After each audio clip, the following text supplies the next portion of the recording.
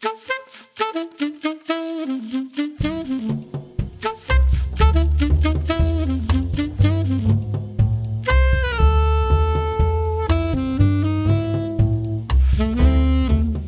nós, o que seja mais interessante é o desenvolvimento dos jogos digitais no Canadá.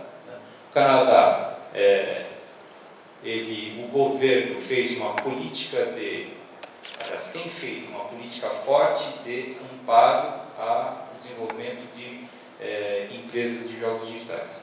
E aí a gente tem os novos entrantes, desenvolvimento no leste europeu, na Índia e na Coreia. Existe uma percepção de que haverá uma grande divisão nesse mercado do ponto de vista de receitas, e essa divisão vai acontecer da seguinte maneira: você vai ter, de um lado, os mercados dos grandes jogos de console.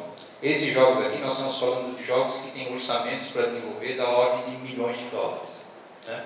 Esse joguinho que todos os jovens jogam aí do FIFA, tá certo? Ele tem um orçamento de milhões de dólares de desenvolvimento. E tem uma unidade do desenvolvedor em Vancouver que só faz o desenvolvimento do FIFA. Então você tem esse mercado aqui, é um mercado estabilizado, um mercado que existe, tá certo? Grande. Né?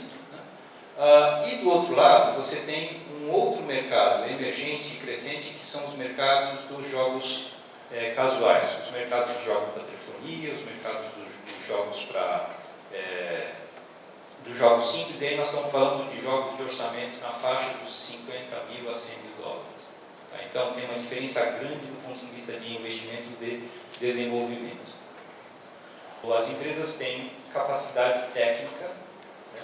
Não necessariamente capacidade, vamos dizer assim, comercial e gerencial. Então eles dão muita importância para a questão técnica, relativamente pouca importância para vender. Então é super comum você conversar com pequenas empresas, o cara tem um jogo sensacional, um jogo bacana, e aí você pergunta para ele: como é que você vai ganhar dinheiro? A gente não pensou nisso.